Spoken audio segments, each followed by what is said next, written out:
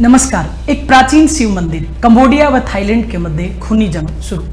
क्या 11वीं शताब्दी के एक प्राचीन हिंदू मंदिर को लेकर दो देशों के मध्य दशकों पुरानी खूनी संघर्ष की शुरुआत हो सकती है? बिल्कुल हाँ। हाल ही में कंबोडिया और थाईलैंड के मध्य चल रहे खूनी संघर्ष के केंद्र में है एक प्राचीन शिव मंदिर प्रासादता विहार। तो जानते हैं इस मंदिर का इतिहास, इसकी भव्यता और इसका महत्व है। यह मंदिर जो है वो थाई भाषा के अकॉर्डिंग फ्रा विहान, यह डोक रेक पर्वतमाला की 625 मीटर ऊंची चट्टान के ऊपर बना हुआ है।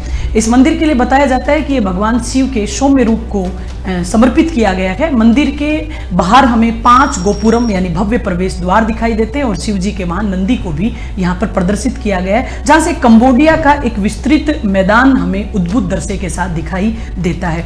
अब सवाल ये उठा कि इस संस्कृति से भारतीय हिंदू धर्म और भारतीय संस्कृति का क्या संबंध रहा। तो ऐसा बताया जाता है एक पुरानी कथा के अनुसार कि कंबोडिया के मूल निवासी, जिनको हम खमेर कहते हैं, जो कि कुंबू के वंशज बताए गए। कुंबू का ही एक अन्य वंशज वर्ग फ्रेहथोंग, जिनके लिए कहा जाता है कि वो अपने राजा से निर्वासित होकर भारत से कंबोडिया प्रस्थान कर गए। कंबोडिया की संस्कृति में हिंदू धर्म और बौद्ध धर्म के संयुक्त प्रभाव देखने को मिलते हैं। इवन कंबोडिया की राजभाषा में भी संस्कृत भाषा का इस्तेमाल फुनान राज्य के हिंदू राजाओं के द्वारा विस्तृत ढंग से किया गया। कंबोडिया के साथ साथ थाईलैंड के कल्चर पर भी भारतीय संस्कृति का प्रभाव स्पष्ट दिखाई देता है। यथा जैसे कि थाईलैंड का शहर है अयोध्या, जिनका नाम भारत के अयोध्या शहर पर रखा गया है। साथ ही साथ थाईलैंड में थाई भाषा में भारतीय रामायण का भी अनुवाद रामा के नाम से हुआ है। तो ये सांस्कृतिक विरासत आज विवाद का बिंदु कैसे बनी? 1963 में आईसीजे यानी अंतर्राष्ट्रीय न्यायालय ने अपने 9-3 के बहुमत से यह निर्णय दिया कि यह जो विरासत है इसके ऊपर कंबोडिया सरकार की संप्रभुता रहेगी। उस समय थाईलैंड के द्वारा इस बात का गहरा विरोध भी किया गया, लेकिन अंततः सरकार के और न्यायालय के आदेश को मान लिया गया।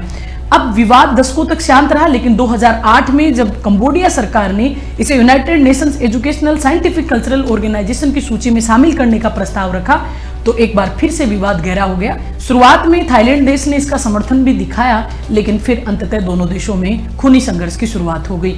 यह सवाल ये उठ रहा है कि दोनों ही देश अपने राष्ट्रवाद को बढ़ावा देने के लिए और अपने जनमत को प्रभावित करने के लिए इतिहास का इस्तेमाल कर रहे हैं। जहां एक संयुक्त धार्मिक व सांस्कृतिक विरासत दो देशों के मध्य दोस्ती और सांप्रदायिक सौहार्द का परिचायक होना चाहिए, वहां आज ये खूनी संघर्ष में तब्दील होता हुआ दिखाई दे रहा है। लेकिन सबसे बड़ी समझने की बात यह है कि इससे यह भी स्पष्ट होता है कि भारतीय सनातन और भारतीय हिंदू परंपराओं का विस्तार प्राचीन काल में भारत देश से बाहर जाके दक्षिणी पूर्वी एशिया के देशों तक भी रहा। इसी प्रकार के रोचक वीडियो जानने के लिए उत्कर्ष ऐप को सब्सक्राइब करिए। धन्यवाद।